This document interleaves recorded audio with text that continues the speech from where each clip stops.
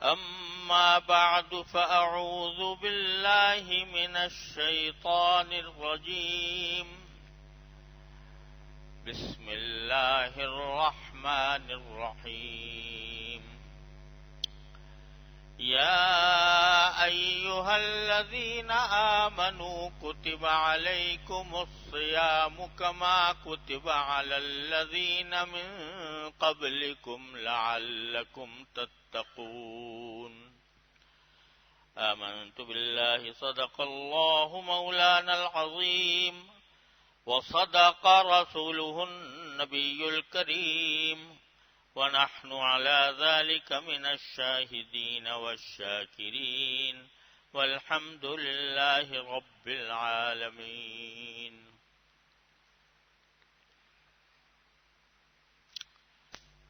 بزرگان محترم اور برادران عزیز، السلام علیکم ورحمۃ اللہ تعالی وبرکاتہ.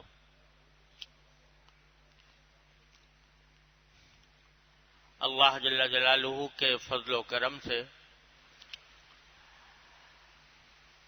ہمیں اپنی زندگی میں ایک اور رمضان عطا ہوا. اللہ تبارک و تعالیٰ کا فضل و کرم ہے کہ ہمیں یہ نعمت ملی.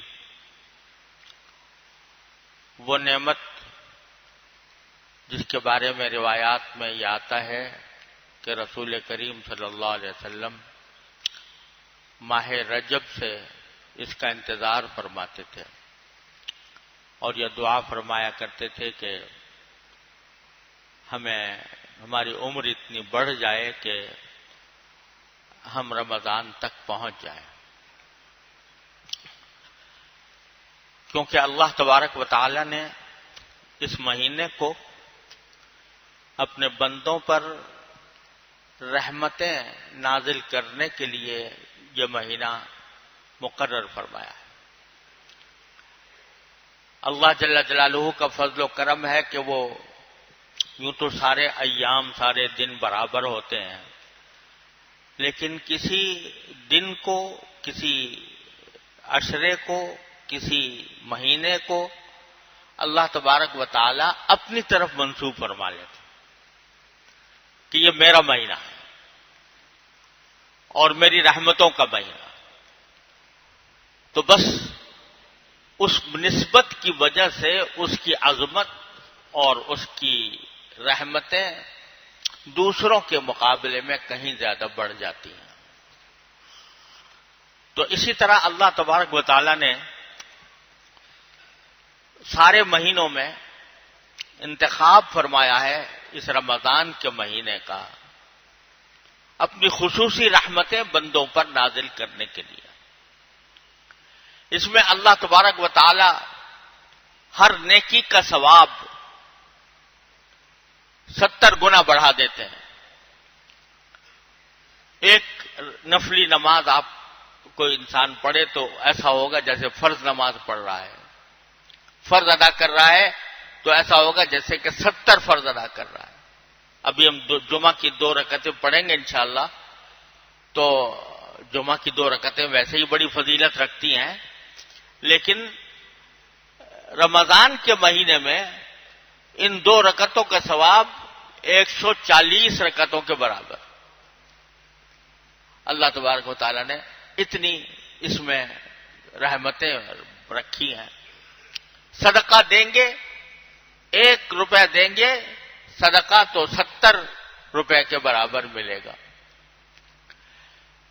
گویا اللہ تبارک و تعالی اس میں اپنے بندوں کو بخشنے کے لیے اور رحمتیں نازل کرنے کے لیے بہانے اللہ تعالی نے بنائے ہوئے ہیں. من صام رمضان ایمانا واحتسابا غفر له ما تقدم من ذنبه. جو شخص رمضان کے پورے روزے رکھے تو اس کے پچھلے گناہ اللہ تعالیٰ معاف فرما دے. من قام رمضان ایمانا واحتسابا غفر له ما تقدم من ذنبه.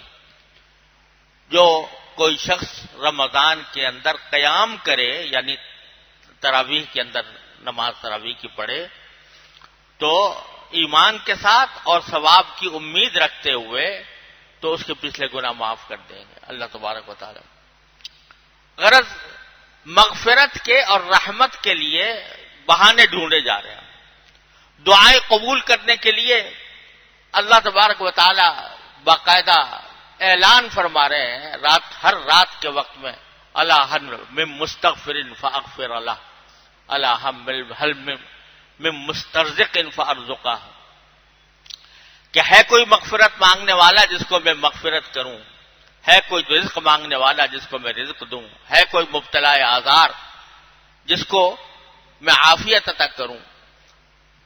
بلایا جا رہا ہے کہ مجھ سے مانگو. دعاؤں کی قبولیت کا بھی زمانہ ہے.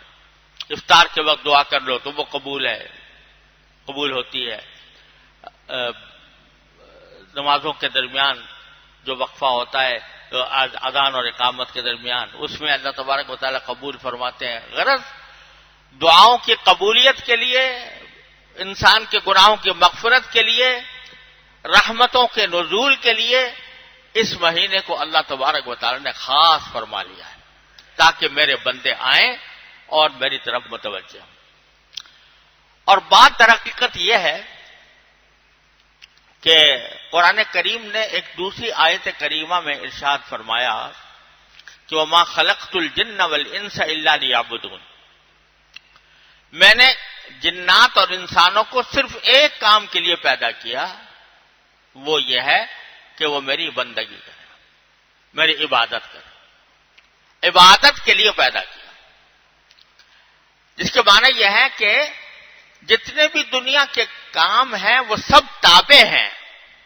اصل مقصود کیا ہے؟ اللہ تبارک و تعالیٰ کی عبادت.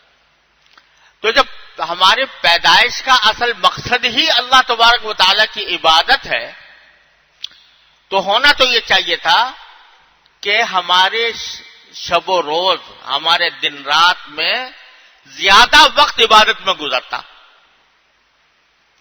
اور زیادہ وقت جو ہے ہم اللہ تبارک و تعالیٰ کے حضور سجدہ ریز رہتے، اللہ تبارک و تعالیٰ کی عبادت میں مشغول رہتے، نمازیں پڑھتے رہتے، سجدے کرتے رہتے، تسبیح کرتے رہتے، تقدیس کرتے رہتے، زیادہ وقت اس میں گزرتا. 24 گھنٹے اللہ تعالیٰ نے ہر روز عطا فرمائے ہیں، تو 24 گھنٹوں میں سے اکثر وقت یعنی کم از کم 13 گھنٹے تو صرف ہوتے عبادت میں، کیونکہ یہ اصل مقصد ہے. کھانا پینا تو مقصد نہیں ہے، لیکن اللہ تبارک و تعالیٰ نے ہماری کمزوری کو مد نظر رکھتے ہوئے یہ فرما دیا چلو کھاؤ بھی، پیو بھی، کماؤ بھی، تجارت بھی کرو، زراعت بھی کرو، ملازمت بھی کرو، حلال طریقے سے روزی بھی کماؤ اور اس کو خود بھی کھاؤ، اپنے بیوی بچوں کو بھی کھلاؤ. اور ہم تمہیں اگر نیک نیتی سے یہ کام کرو گے اور اللہ تبارک و تعالیٰ کے دیے ہوئے احکام کے مطابق حلال طریقے سے کرو گے اور اس نیت سے کرو گے کہ میں اپنے بیوی بچوں کا حق ادا کر رہا ہوں، تو ہم اس کو بھی عبادت شمار کر لیں گے. تھا تو یہ تمہارے پیٹ کا دھندا تھا، تو یہ تمہاری ضروریات، انسانی ضروریات، بشری ضروریات کا حصہ تھا. لیکن اگر تم نے صحیح نیت سے، صحیح طریقے سے کمایا اور کھایا اور کھلایا تو ہم اس کو بھی عبادت شمار کر لیں گے. یہ اللہ تعالیٰ کا کرم ہے کہ اس نے. لیکن جب ہمیں یہ چھوٹ ملی کہ بھئی تجارت بھی کرو، زراعت بھی کرو، مزدوری بھی کرو اور روزی کمانے کے جتنے طریقے ہیں وہ حلال طریقے سے وہ اختیار کرو، اب یہ دنیا کی طرف ہماری توجہ زیادہ ہو گئی. اس کا نتیجہ یہ ہوا ہم منہمک ہو گئے. تجارت کی اجازت نہیں تھی، اب دل و دماغ پر ہر وقت وہی تجارت کا چکر چلا ہوا ہے. کس طرح میں زیادہ اپنی آمدنی بڑھاؤں، کس طرح میں اپنی تجارت کو زیادہ نفع بخش بناؤں، کس طرح میں گاہک زیادہ پیدا کروں، کس طرح میں اپنی تجارت کو فروغ دوں. دن رات اب دماغ پر وہی چکی چل رہی ہے.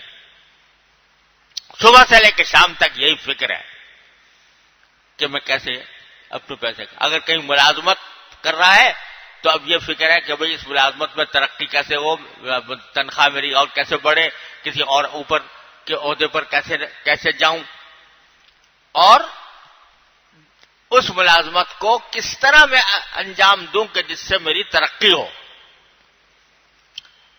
آج مجھے تنخواہ مل رہی ہے، اس تنخواہ کے اندر کس طرح میں اپنا کھانا اچھا بناؤں، کس طرح اپنی سواری اچھی کروں، کس طرح اپنا مکان اچھا بناؤں، یہ سارے تصورات اور خیالات ہیں جو دل و دماغ کے اوپر چھا گئے۔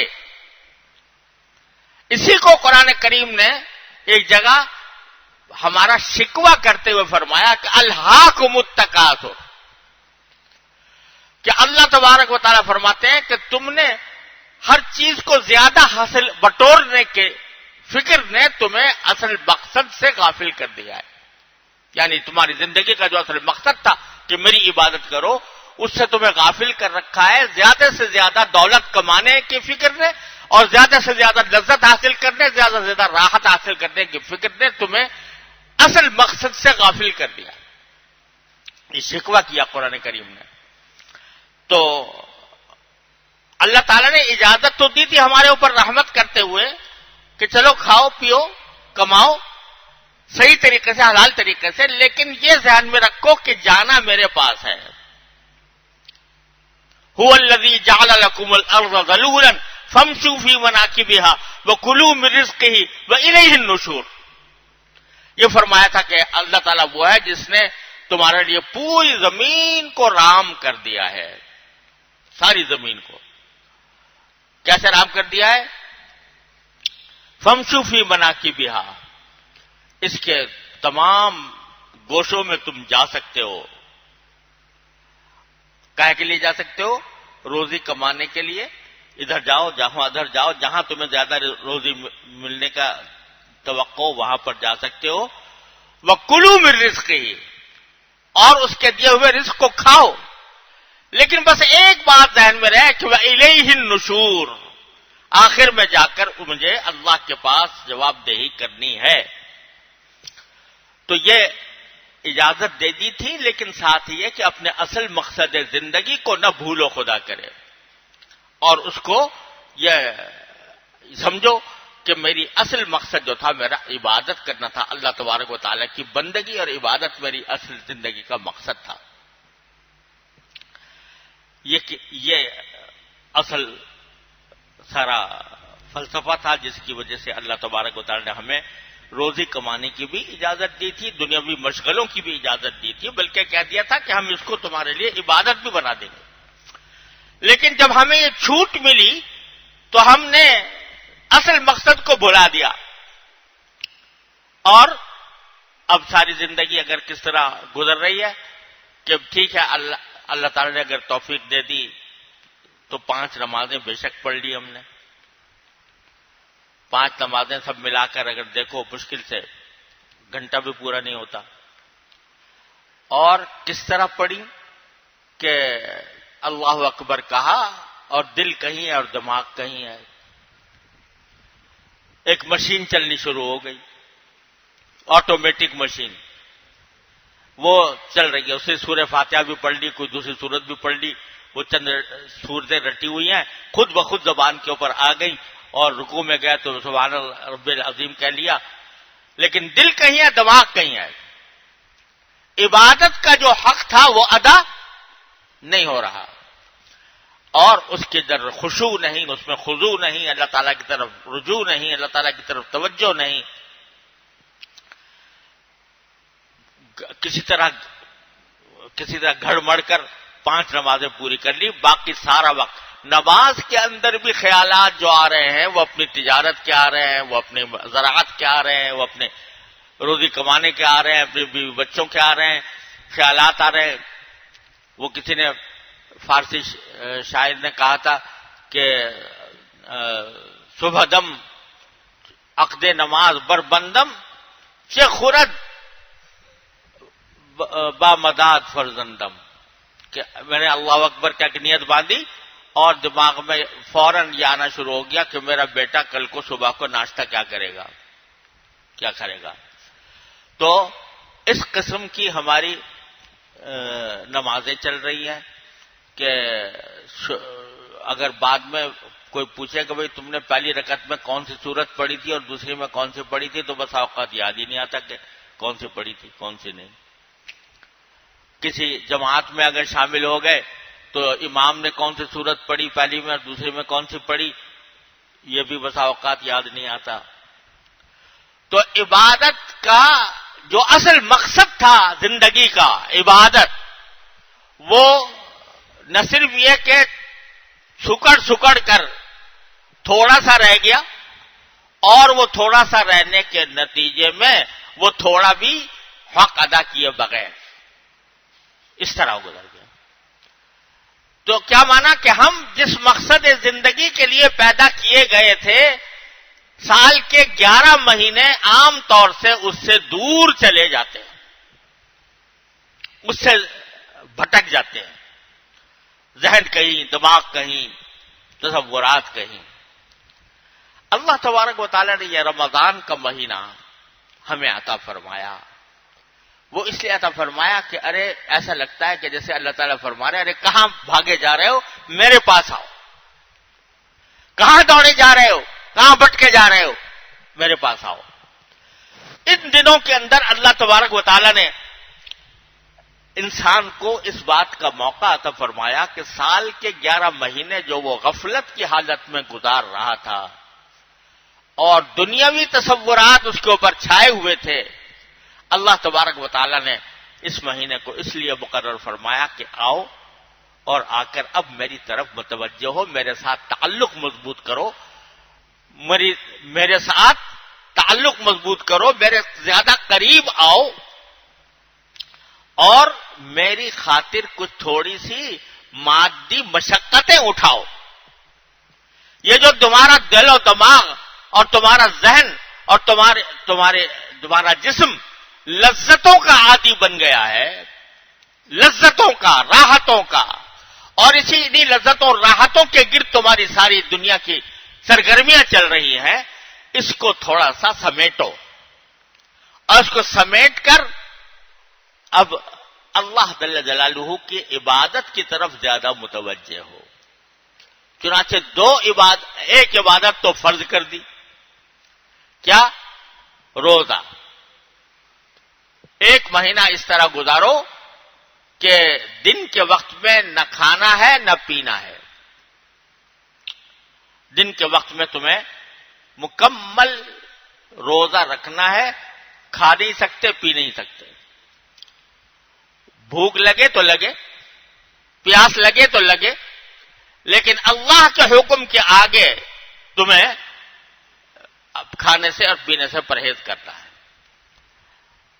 یہ تمہیں عادی بنایا جا رہا ہے اس بات کا کہ تم اللہ کے حکم کے آگے اپنی خواہشات کو پامال کرو. خواہشات انسان کی وہ گناہوں کی طرف لے جاتی ہے، تو ان خواہشات کو پامال کر کے اللہ تبارک و تعالیٰ کے حضور، اللہ تعالیٰ کی اطاعت میں ان کو استعمال کرنا، اپنے ذات کو استعمال کرنا، یہ سکھایا جا رہا ہے اس ایک مہینے کے اندر.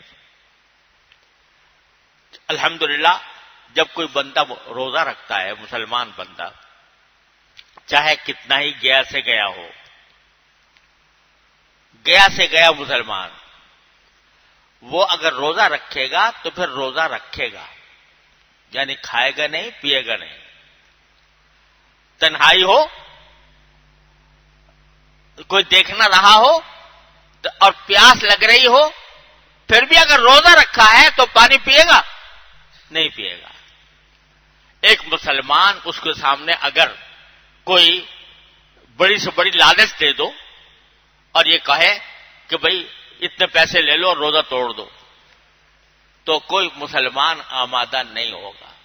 گیا سے گیا مسلمان بھی آمادہ نہیں ہوگا. یہ کیا ہو رہا ہے؟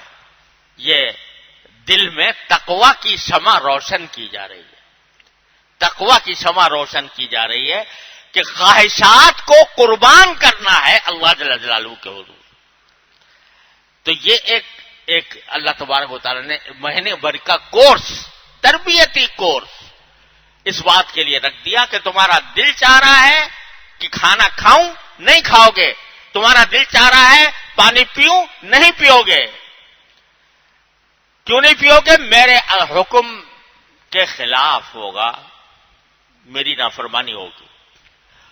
تو یہ تمہیں اسی کو فرمایا اللہ تعالیٰ نے کیا تمہارے اوپر روزے اس لیے فرض کیے گئے ہیں تاکہ تم تقوی اختیار کو. یا ایھا الذین آمنوا کتب علیکم الصیام کما کتب علی الذین من قبلکم لعلکم تتقون. اس لیے تاکہ تقوی پیدا ہو. یہ جو تم دن کے وقت میں شدید پیاس لگ رہی ہے، گرمی کا موسم ہے، ٹھنڈا پانی موجود ہے، نہیں پی رہے، یہ کیا ہے؟ یہ تقوی ہے. یہ تقوی ہے جو تمہیں پانی پینے سے روک رہا ہے. یہ تقوی ہے جو تمہیں کھانا کھانے سے روک رہا ہے. تو یہ پیدا کرنا مقصود ہے اس رمضان کے اندر. البتہ یہاں یہ بات ہم سب کے ذہن میں بھی رہنی چاہیے کہ جب حلال چیزوں سے تقوی کر لیا، حلال چیزیں چھوڑ دیں، کھانا حلال تھا چھوڑ دیا، پینا حلال تھا چھوڑ دیا اللہ کے حکم کے اوپر، تو جو چیزیں پہلے ہی سے حرام تھی، جو پہلے ہی سے حرام، جھوٹ بولنا حرام تھا، غیبت کرنا حرام تھا، بہتان لگانا حرام تھا، رشوت کھانا حرام تھا، سود کھانا حرام تھا، اگر اس کو نہ چھوڑا، کھانا پینا تو چھوڑ دیا اور جھوٹ بولنا نہ چھوڑا، غیبت کرنا نہ چھوڑا اور دوسروں کا حق مارنا نہ چھوڑا، رشوت کھانا نہ چھوڑا، رشوت کے مال سے رات شام کو جا کے افطار کیا، رشوت کے پیسے لے کر شام کو افطار حرام کے اوپر کیا، تو یہ کیا روزہ ہوا؟ یہ تقوی سے کہاں لے کے جائے گا؟ یہ تقوی کیسے پیدا کرے گا؟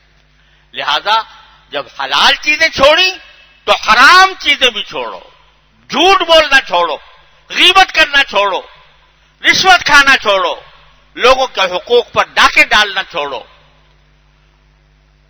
تب یہ صحیح معنی میں روزہ بنے گا. لعلکم تتقون کا مقصد پیدا ہوگا.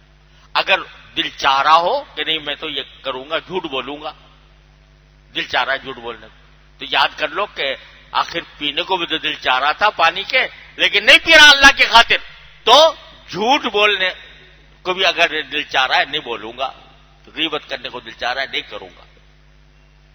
اللہ تعالیٰ مجھے آپ کو سب کو ایسا روزہ رکھنے کی توفیق عطا فرمائے جو صرف کھانے پینے کا روزہ نہ ہو، ہر گناہ کا روزہ، آنکھوں کے گناہ کا، کانوں کے گناہ کا، زبان کے گناہ کا، ہاتھوں کے گناہ کا، یہ سب چیزیں چھوڑنی ہوں گی تو تقوی حاصل ہوگا انشاءاللہ. مہینہ بھر کا کورس ہے یہ. بات ذرا دوسری طرف چلی گئی. میں کہنا یہ چاہ رہا تھا کہ اللہ تبارک و تعالی اس مہینے کے اندر بندے کو ایک طرح سے غفلت سے نکال کر اپنے تعلق، اپنے قرب کا ذریعہ بنانا چاہتے ہیں کہ کہاں بھاگے جا رہے ہو، دوسری طرف میرے طرف آؤ، میری عبادت کرو، میرا ذکر کرو، مجھ سے دعائیں کرو، میرے آگے سجدے کرو. تراویح اس واسطے 20 رکعتیں اللہ تبارک و تعالی نے زیادہ عطا فرمائی، یعنی 40 سجدے زیادہ عام دنوں سے. ہر سجدہ، جب کوئی بندہ سجدہ کرتا ہے تو ہر سجدہ بندے کو اللہ تعالیٰ کے قرب کا ایک خاص مقام عطا فرماتا ہے. مقامات قرب ہیں یہ سب سجدے جتنے بھی ہیں. سر بر قدم حسن قدم بر کلہ تاج. جب بندہ سر رکھ دیتا ہے بارگاہ الہی میں تو ساری کائنات اس کے قدموں کے نیچے، کیونکہ اس کو قرب حاصل ہو گیا. قرآن کریم کہتا ہے سجدہ کرو اور میرے پاس آ جاؤ. یہ الفاظ استعمال فرمائے، قرب میرا حاصل. اور حدیث میں آتا ہے کہ بندہ اپنے اللہ سے کسی وقت میں بھی اتنا قریب نہیں ہوتا جتنا سجدے کے حالت میں ہوتا ہے. اس لیے فرمایا کہ سجدے کے اندر دعائیں کثرت سے کیا کرو، یعنی قرآنی دعائیں اور حدیث میں جو دعائیں آئی ہیں وہ کثرت سے کیا کرو تو قرب عطا ہوتا ہے سجدے سے. اور تراویح کے ذریعے 40 سجدے زیادہ عطا فرمائے اللہ تبارک و تعالیٰ نے 40 سجدے عطا فرمائے زیادہ، تو 40 مقامات قرب کا اضافہ فرمایا اللہ تبارک و تعالیٰ۔ تو جب بھائی یہ مقصد ہوا رمضان کا کہ ہم دنیاوی مشغلوں میں لگ کر اللہ تعالیٰ کو بھولے جاتے ہیں، تو اللہ تبارک و تعالیٰ اس مہینے میں اپنے قریب لانا چاہتے ہیں۔ تو قریب لانے کے لیے پھر ضرورت اس بات کی ہے کہ صرف یہ نہیں کہ روزہ رکھ لیا اور تراویح پڑھ لی، بلکہ زیادہ سے زیادہ وقت گزارا جائے اللہ تعالیٰ کی عبادت میں، تلاوت قرآن کریم کی جتنی زیادہ ہو سکے، چلتے پھرتے اٹھتے بیٹھتے کوئی ذکر زبان پر رہے۔ تیسرا کلمہ میں کہتا ہوں لا الہ الا اللہ کی کثرت، اور تیسرا کلمے کی کثرت، چلتے پھرتے اٹھتے بیٹھتے آدمی کرتا رہے۔ تو اور نوافل جتنی ہو سکیں، نفلی نمازیں، بہت سی نفلی نمازیں ایسی ہیں کہ جن کا بندہ عادی نہیں ہوتا، مثلا تہجد ہے، لیکن سحری کے وقت میں کھانے کے لیے آدمی اٹھتا ہے تو کچھ پہلے اٹھ جائے اور کچھ پہلے اٹھ کر کچھ رکعتیں تہجد کی نیت سے پڑھ لے، عام دنوں کے مقابلے میں کچھ بہتری بنا لے، بہتر کر لے۔ اسی طرح مغرب کے بعد 2 رکعتیں سنت ہوتی ہیں، 4 رکعتیں اور ملا کر پڑھ لے، اوابین ہو جائیں گی، تو 6 رکعتیں ہو جائیں گی۔ تو جتنی نوافل زیادہ پڑھے، قرآن کریم کی تلاوت زیادہ کرے، ذکر زیادہ کرے، دعا بھی کرے، دعا بھی عبادت ہے اللہ تعالیٰ کے فضل و کرم سے، ہر دعا عبادت ہے، تو دعاؤں کی کثرت کرے۔ اس طرح یہ زمانہ گزارا جائے تو انشاءاللہ یہ ہماری زندگی کے لیے بہترین، آپ کے مستقبل کے لیے انشاءاللہ بہترین ذریعہ بنے گا، اور ہماری دنیا اور آخرت دونوں درست ہوں گی۔ اللہ تبارک و تعالیٰ اپنے رحمت سے، اپنے فضل و کرم سے، اپنی رضا کامل کے مطابق یہ مہینہ گزارنے کی توفیق عطا فرمائے۔ وآخر دعوانا الحمدللہ۔